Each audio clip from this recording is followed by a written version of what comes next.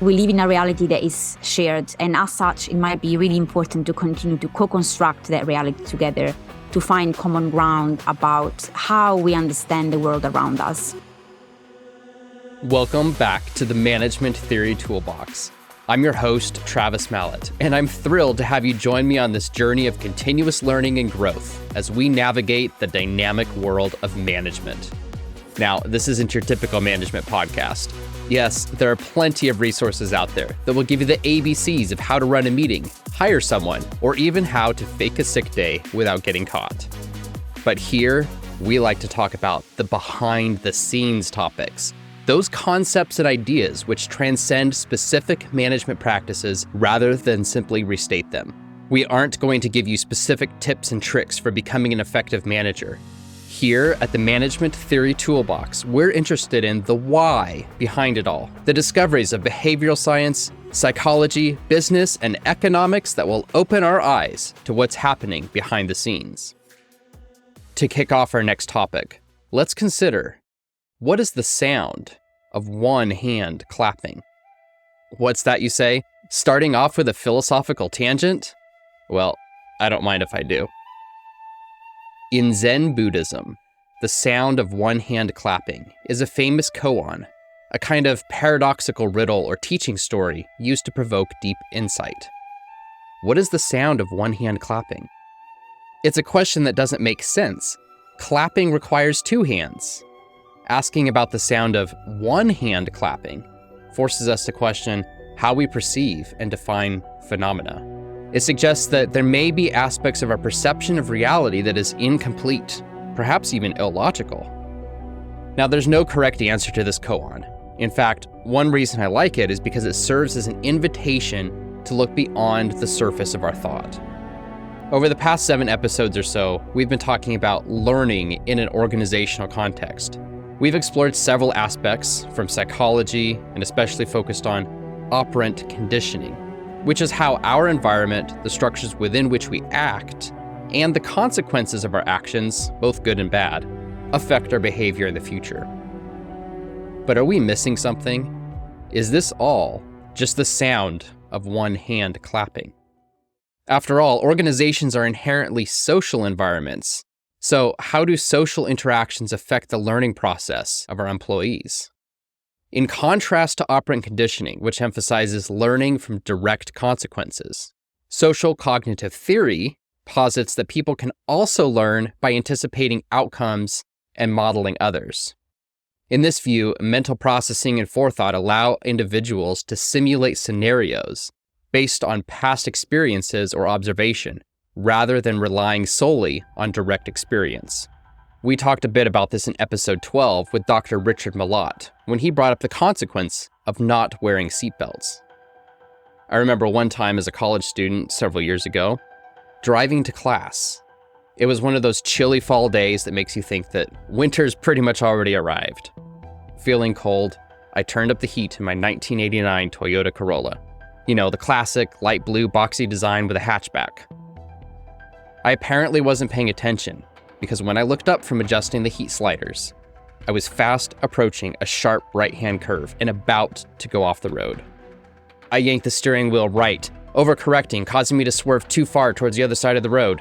Yanked left, yanked right, slammed on the brakes.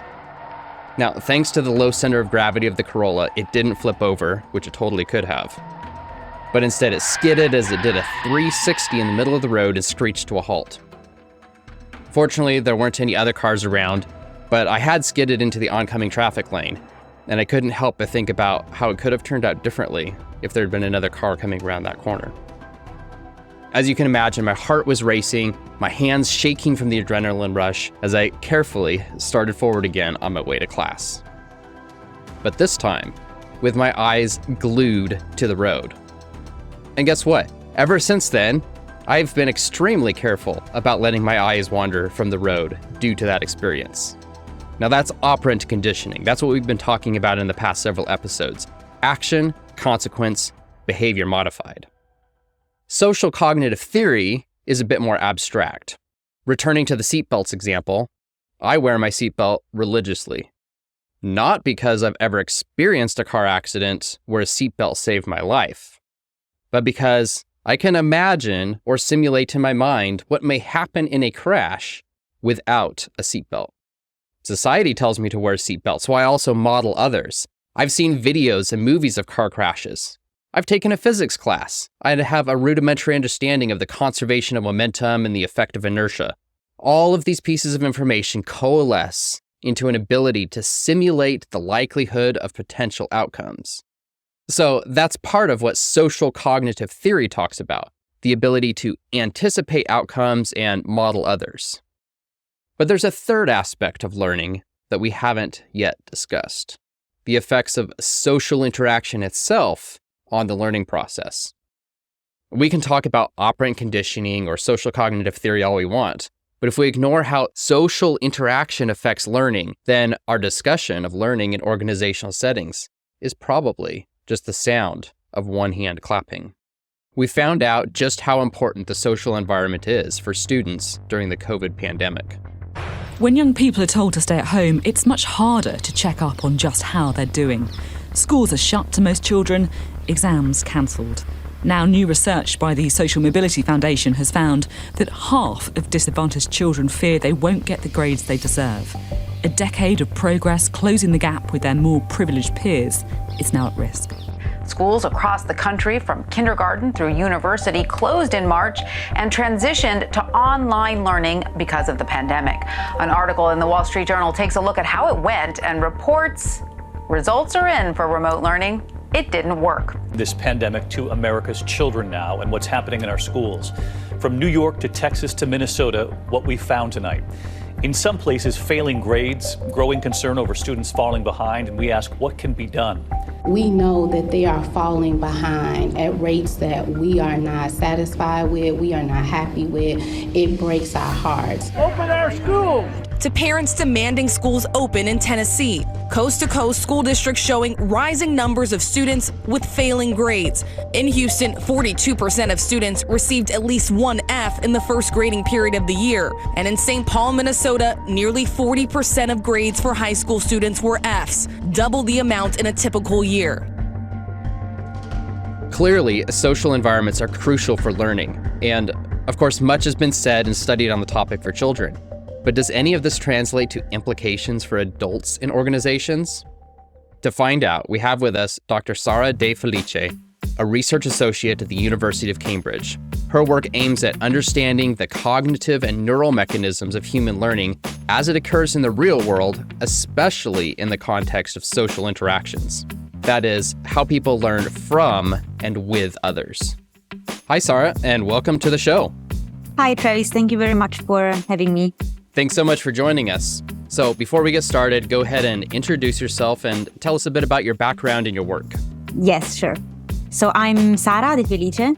I'm a cognitive neuroscientist. I'm currently working as a research associate at the University of Cambridge. I'm based at the Department of Psychology, where I work in the Developmental Cognitive Neuroscience group, which is led by Professor Blackamore.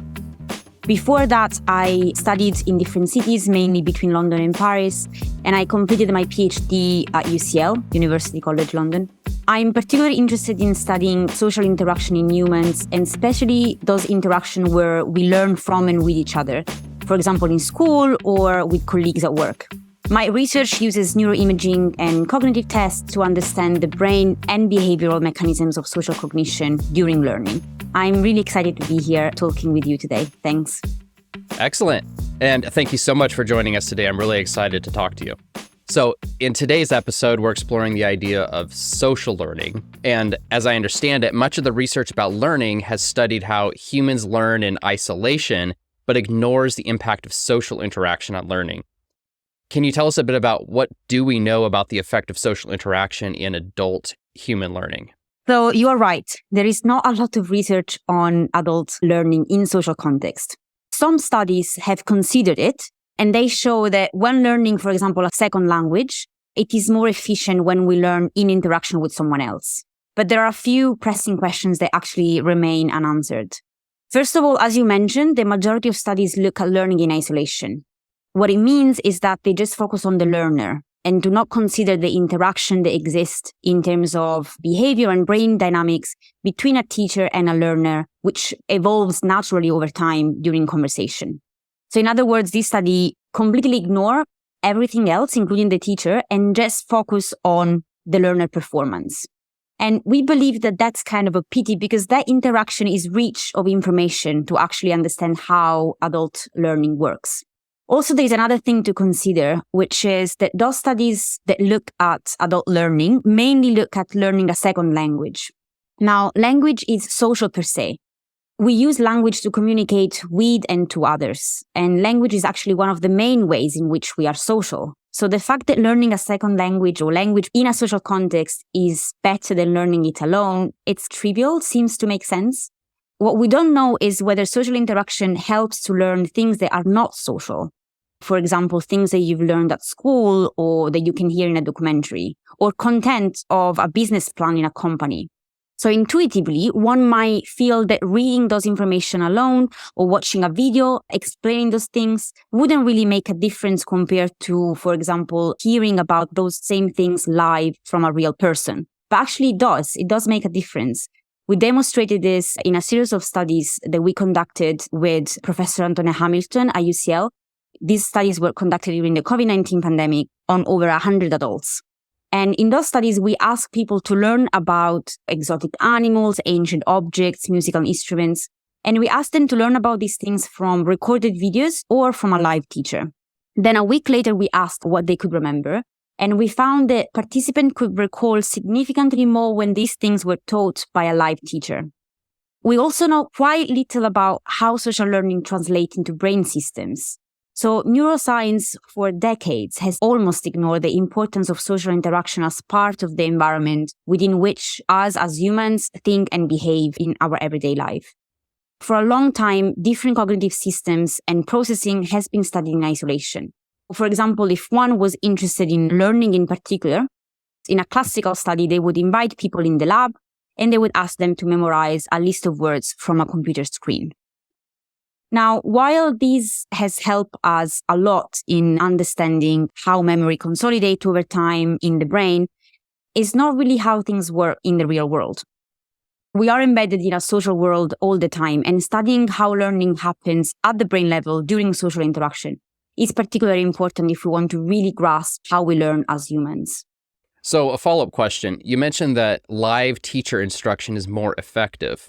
Now that many interactions, like this podcast, for example, and online classes are remote, do we know if virtual learning is as effective as in-person? From what I'm aware of, there are no studies that directly compare learning on real-time, real space presence, like co-presence, compared to virtual presence. There are studies that show that social interaction in terms of brain mechanisms is different, and also physiologically. There are differences that arise from physical co-presence compared to virtual presence. How that translates to learning is still kind of unexplored, but there is definitely some background research in social cognition field in general and social neuroscience to actually be worth asking the question. Yeah. So it seems that we should focus on what happens in the brain during social learning and how different environments affect it. What do we know about that process? So yes, we're trying to figure that out. Maybe you can come back to me with this question about 30 years' time and I will know a bit more, hopefully.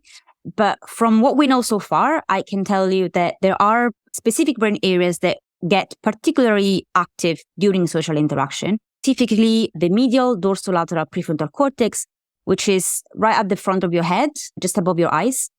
And then temporal parietal junction, which is located a bit behind and above your ears. Now, these areas have been shown to be important for things like reasoning, paying attention to specific things in the environment, focusing, but also understand other people's perspectives, intentions, and also how they feel. These regions form the theory of mind brain network, or the so-called social brain, which we know is important to process information about the social world or to put yourself into someone else's shoes. These regions are likely to be active during social learning. But this is all happening within just one brain. So obviously, by definition, in social learning, there are at least two people that are part of the interaction. What I'm interested in is what happens between multiple brains as they interact. So in the case of learning, there are at least one teacher and one learner. Learner and teacher share the same environment, and hopefully they are attending to the same conversation. So this means that at the brain level, there would be some regions in both teacher and learner's brains that will have some overlap in their brain activity because they are doing the same thing. However, because the teacher and the learner play different role by definition, their brains will also be busy doing slightly different things. For example, the teacher might activate regions that are involved in speech and planning, while the learner would try to memorize facts and possibly make decisions about when to interrupt, to ask questions, or, for example, nodding to signal that they are understanding and following. So you can see how much more complicated it becomes to study these things in the real world when you're actually considering the complexity of the dynamics that unfold during natural social interaction. There is actually a new exciting field of studies that is emerging where neuroscientists, including me, are trying to look at what happens in between brains during social learning using a technique that is called hyperscanning. So hyperscanning is a way of measuring brain activity simultaneously from multiple brains to link brain activity of the teacher to that of the learner and try to infer what is that define a successful social interaction and ultimately use that to predict learning. Now, how does social learning evolve from childhood to adulthood, and what implications does that have for lifelong learning and education? That's an important question, actually, because in research, there has been disproportionately more attention towards social learning in children, but not so much on learning in adults. We know a lot more about what happens during childhood in terms of learning, including from other disciplines that are close to human neuroscience, for example, anthropology, sociology, even developmental psychology.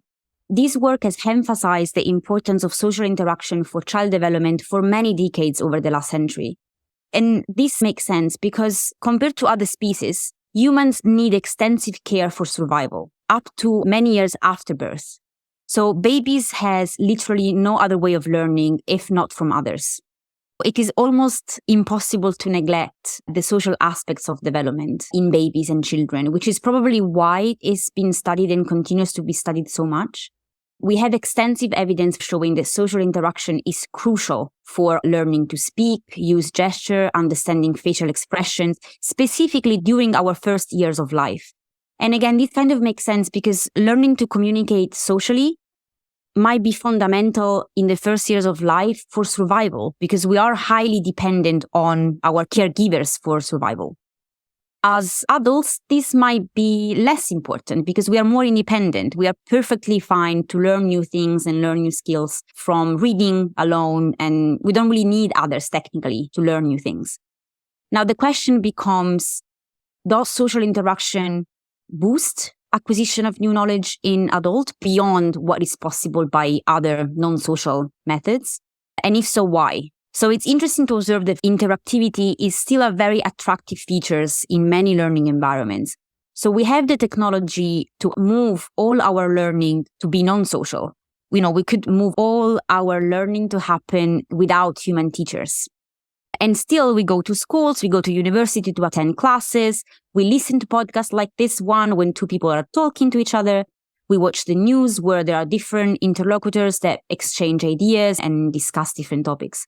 Also think about the COVID-19 pandemic, that there was a sense of urgency to go back to schools and repopulate office spaces and social networks. Now, obviously, yes, there are many other additional reasons why we wanted to go back to social environments, but one reason for this might have been that many of us felt the loss in our personal and career development and the challenges associated with doing things and learning things on our own. What we want to understand as scientists is why. What are the mechanisms that support this? And then the challenge is to model these different types of interactive learning to understand what different mechanisms at the different levels, so physiology, behavioral, and neural level, are responsible for improving our learning when this is done with other people. So I believe this could actually reveal some fundamental aspects of how human brain and cognition works and add small but significant pieces to the big questions of why humans are so distinctively social.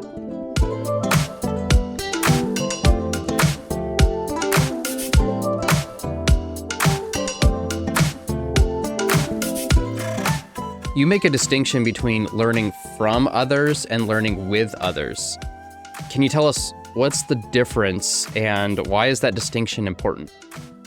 Yes. So in my work, this distinction is crucial. And the reason is because these different types of learning are likely to mean different things for our brain and cognition. So first, let's say that we call social learning any type of learning that happens when the learner receives information from another person. Now, this other person can either be present in real time, either physically by being in the same room or remotely over Zoom. They could record a video, which is later on watched by the learner in their own time. So imagine, for example, all the YouTube tutorials with people showing how to do stuff. So when the learner and the teacher are both present, that's what we call learning with others. In the case of YouTube video, for example, we say that learning is occurring from others. As the student is hearing information from video or from a podcast, but the teacher is not there with them. So both these examples involve some sort of social learning because there is another person there giving information. But from the YouTube video example, the learning is learning by observation, not by interaction. So this is the crucial difference here. These two situations, so learning from a video or learning in live interaction with someone, differ on the fundamental aspect that only in one of these two, specifically the real-time one, the learner can interact with the teacher, who can then respond, generating a unique and novel exchange, which is not possible when someone is just watching a recorded video or listening to a recorded podcast. So interactive situations are processed very differently by our brain and body. When we interact live with someone, even when our job is just that of listening, and we might not even be that vocal, for example, when we attend a lecture in a big lecture theatre, there is still a series of cognitive and physiological processes that switch on. A student or learner might be listening in a live class. They might be listening and then decide whether or not to raise their hands, or they might start thinking about what the other in the class are thinking. These processes are not really happening when we learn from others in the sense of learning from a recorded video, for example. Even more, learning with others is very different than learning from others, not only for the learner, but also for the teacher, who can adapt in real time by picking up on signals from the learner and modulate their lesson accordingly. These happen almost automatically and does not even require extensive interactions. Even a small nodding from the learner or eye contact is enough to alter the teacher-learner dynamic and in turn adapt and calibrate their teaching. For example, speaking louder if students seem distracted, or clarifying things if they're confused, or speeding things up if students look bored. This online adaptation is something that does not happen in situations where learning takes place by observation. And we think that this online updating might actually translate into information being transferred more efficiently between teacher and learner when they learn with one another. Because live interaction allows this calibration to happen and makes learning more efficient. Our brain can pick these small signals up and might use this to co-construct knowledge that is tailored to the specific situation and in turn consolidate memory more easily. Another possibility is that we enjoy being social. So there are specific hormones, for example, oxytocin is the most famous one, that are released during social interaction, which are rewarding for our brain. Associating certain information with a rewarding signal might help memorize things better and ultimately learn better. These different explanations might not be exclusive, so it might be that we both are more efficient in exchanging information live and we also enjoy that more. So these different mechanisms might actually coexist and work together in tandem to produce the effect that we see. Now, have you seen a shift towards more interactive and collaborative learning environments in academia, especially since the pandemic, similar to the changes happening in the workplace? Generally, I would say yes. Although the more we move forward, especially I felt this being within the university environment and supervising students and attending courses and teaching in some of these courses, I can really see that especially after the pandemic, there has been a great encouragement into creating much more interactive learning environment, even in academia. And even within that, there are specific universities that are actually employing a much more interactive approach. In Cambridge, they have this very specific system in which students have to meet with supervisors in group of 3 or 4 every week. or maybe twice a week for every single course they do to discuss what has been presented to them in lectures. So to actually create and stimulate that kind of exchange. So yes, probably from in a work environment, there is more encouragement to exchange ideas with colleagues, but I can see that it's kind of like going into that direction in academia as well. That makes sense. So, and I think that leads us right into our next question, which is, how does the quality and the nature of the social interactions, especially between the learner and the teacher, influence the effectiveness of learning? Yes, we know that when two people interact in any form of social interaction, their behavioral and brain dynamics change depending on whether the two have a relationship, for example. So if they're friends or if they are a romantic partner or child parent, comparing to complete strangers. So other things that might have a role is the quality of the relationship, how close they feel to each other and for how long they've known each other. How this translates into the learner-teacher dynamic specifically is less clear. There isn't much research on this specifically. It is also possible that a stronger relationship between learner and teacher may be built over many years, like in the case of school, for example, might modulate the effect that we observe in the learner-teacher interaction. Another thing to consider would be whether the level of perceived authority makes a difference. So how much or how well or how bad I think of my teacher. And this could potentially go in both directions. So I might trust someone a lot and therefore learn a lot from them, or I might feel intimidated and that would result in less learning, less engagement. We don't really know much about this, but we should. It's very important. In relation to this, I'm currently planning a study in Cambridge with Professor Blackamore to study how these dynamics change during, for example, peer learning in adolescence specifically. Now, why this is interesting is because adolescence is a very sensitive period for brain development and cognition, and is specifically sensitive to peer influence. So someone that is of one's own age. In that sense, adolescence is actually a really cool age group to study whether there is an effect in the quality of the learner-teacher interaction and ultimately how that translates into memory consolidation and learning. There is also another stream of research that instead of looking at the big picture of the relationship quality, is looking at what happens in the moment-by-moment instances that make up a real-time interaction. So we're currently working on a big study, which is giving us some interesting preliminary results. We found that the highest learning occurs when the teacher and the learner pay attention to the same thing at the same time by looking at the same object. So we actually measured their eye gaze behavior and tracked when they were looking at the same object at the same time. What is cool is that during those instances of what we call joint attention, we see that the brain activity is also more aligned or more in synchrony. These type of dynamics between people across different level of data, so brain and behavior, are really complex to study, but we think they are actually very rich in terms of information about how humans interact and learn with others in everyday life. That's very interesting. So in what ways can the insights from your research on social interaction and learning be applied, especially in an organizational setting, to enhance the teaching and learning outcomes for employees? We can certainly say that interacting with others have many benefits, including learning, and so we should encourage that in the workplace as well. After the COVID-19 pandemic, working from home is more and more common, and everybody sees the benefit of it, and there are certainly many benefits for the quality of life. However, we should be careful not to underestimate the long-term effect of social interaction for productivity in the workplace, beyond all the other issues related to loneliness and mental health. The effect of social interaction in learning new knowledge and skills might be substantial, in fact. And even when this is not clearly visible, as it is for child development, simply because as adults, we might find alternative strategies or ways to compensate for the lack of social interaction during learning. But that doesn't really mean that social interaction is not important for adult learning. After all, we live in a reality that is shared, and as such, it might be really important to continue to co-construct that reality together to find common ground about how we understand the world around us. Thank you. And this was really fascinating. Before we sign off, can you tell our listeners how they can find you and your work?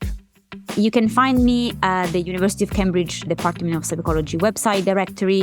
And also, they have a Cambridge Neuroscience virtual platform that you can find me on. I also have a Google Scholar page where you can read a bit more about my research. And you can always directly contact me on Twitter or Mastodon. You can easily find me by my full name. And I'd love to hear from you and connect with you all and hear about any different insights. Thanks for having me on again. Thank you.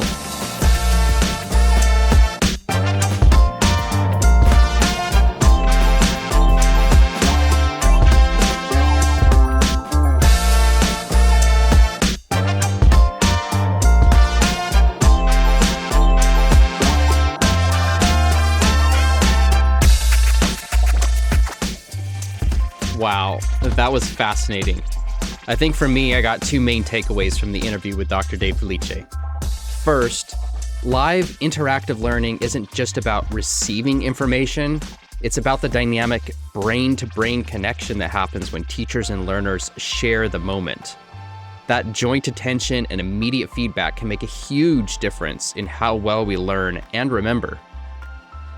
Second, even as more learning moves online, these social dynamics still remain essential. Whether in the classroom or the workplace, real-time interaction can boost understanding and engagement in ways that passive video content simply can't match. This week, consider how social or collaborative learning techniques can be applied in your workplace.